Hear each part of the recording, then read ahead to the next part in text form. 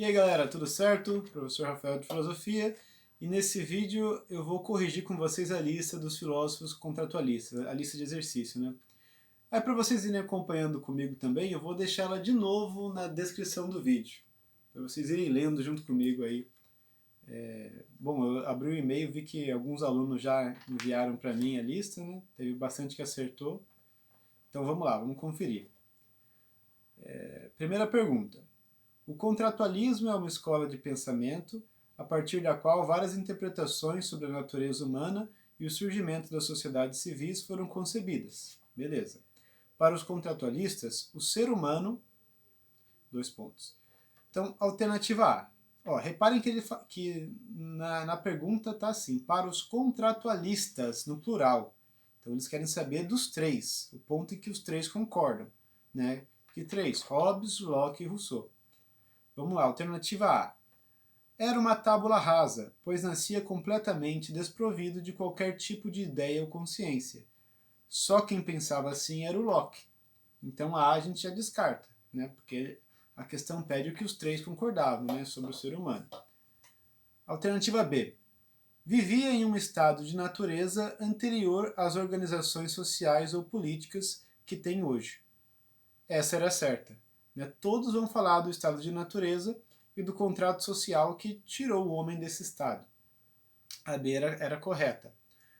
A C vai dizer, era um animal desprovido de qualquer tipo de capacidade de relação social, nada a ver, né? Até quando Hobbes diz que o homem é o lobo do homem, já é uma relação de predador. Né? E a D era o único ser vivo do planeta capaz de manter relações sociais. Não, os contratualistas não focaram nisso. Então a correta da 1 era B. Certo. Questão 2. Thomas Hobbes acreditava que o homem era o lobo do homem. O que Hobbes queria dizer com isso? Alternativa A. Que o homem, assim como os lobos, relacionavam-se em alcateias, formando uma hierarquia em que o objetivo comum era a obtenção de alimento. Não. Porque nesse sentido de alcateia, a gente entende que os homens estão se ajudando em grupo, né? Nesse caso, no exemplo que ele deu na A, para pegar alimentos. Na verdade, a ideia de o homem ser o lobo do homem, é o lobo no sentido de predador, o homem sendo o seu próprio predador, e não alguém que cria uma alcateia, que faça aliança de ajuda. Vamos lembrar que para o Hobbes, o estado de natureza era um caos, era guerra, tá? Não tem ajuda entre os homens. Então a A está errada. A B. O ser humano passou a ver na figura do lobo um espelho de suas atividades sociais, de forma que, em algumas sociedades, o lobo ainda é uma figura simbólica. Não tem nada a ver com simbolismo essa frase do Hobbes, né? Como eu disse, quer dizer que o homem é predador de si. A C. Que o homem é capaz de agir como predador de sua própria espécie. Agora sim, podendo ser cruel, vingativo e mau quando lhe fosse conveniente em seu estado de natureza. Correta. Então a 2, a correta é a alternativa C. E a última vai dizer que a amizade entre os seres humanos era comparável à relação próxima que os lobos possuem em uma alcateia. Tem nada de amiguinho. Para o Hobbes é tudo guerra, tá? O homem é o lobo do homem, um quer guerra com o outro. Então a correta da 2 é a C.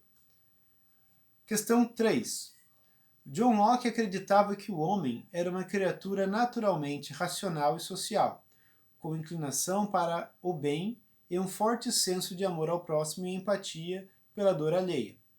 Nesse sentido, o que motivaria o homem natural de Locke a se sujeitar a um contrato social? Essa afirmação que ele fez do Locke tá correta, tá?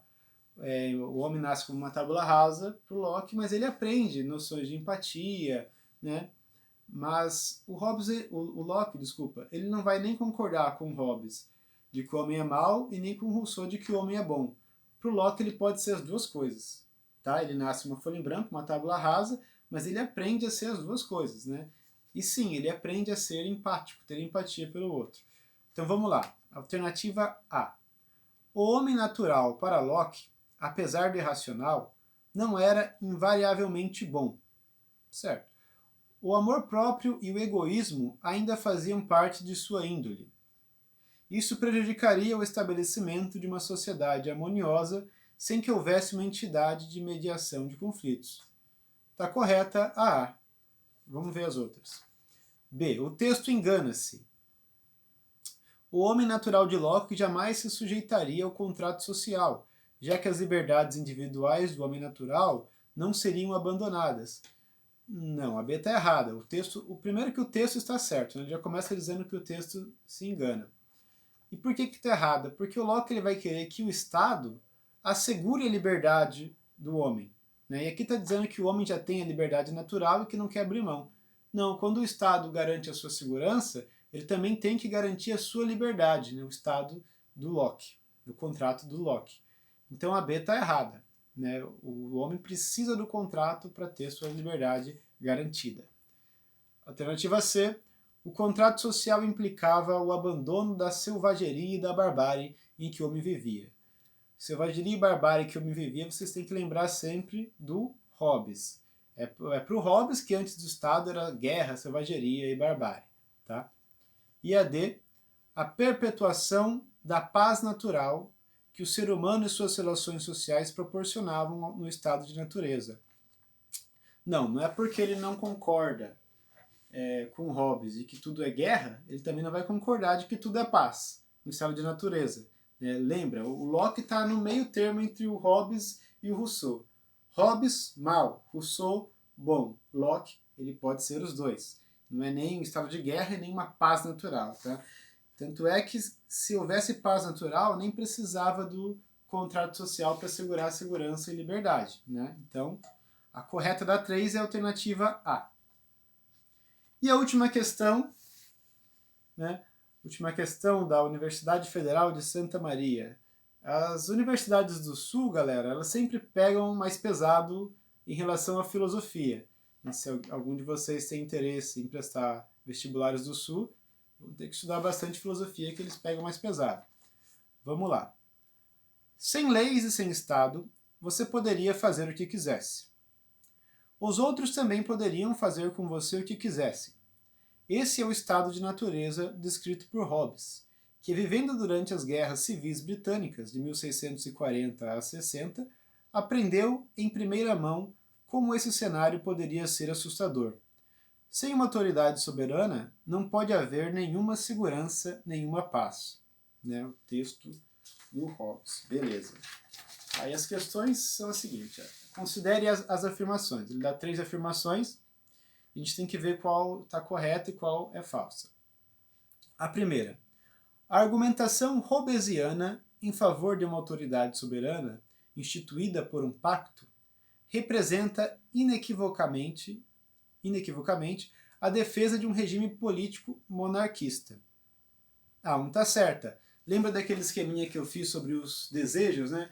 O homem é por natureza desejante, cada um tem desejos diferentes, por isso há conflito, devemos todos seguir o desejo do monarca, do Leviatã. Né? Então sim, o Hobbes é a favor de uma monarquia absolutista. A 1 está certa. 2. Dois grandes teóricos sobre o estado de natureza, Hobbes e Rousseau, partilham a convicção de que o afeto predominante nesse estado é o medo.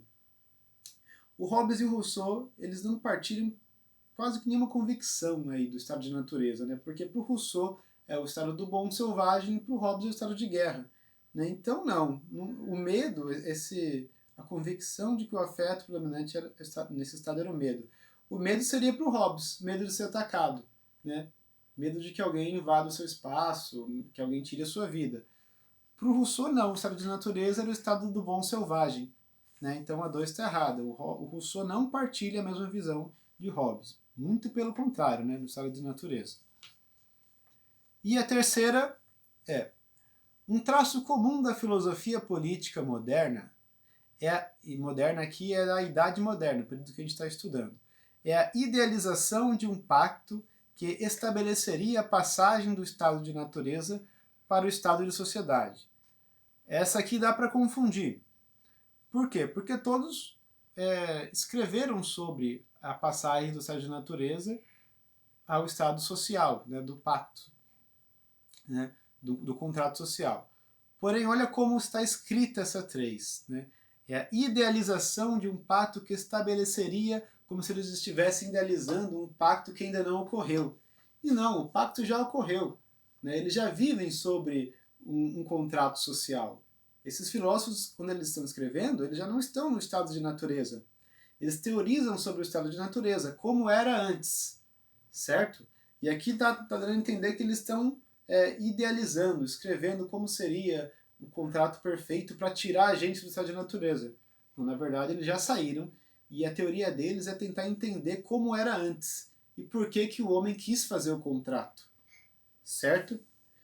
Então, a correta da 4 é a 1.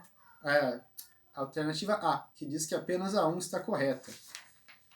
Então, só para a gente pegar aqui, então, o gabarito. A questão 1, a correta era a letra B. A questão 2, a correta era a letra C. 3, A. E a quarta, foi essa outra, também é A. Então, o gabarito ficou assim. Pegou aí? Bom, é isso, galera.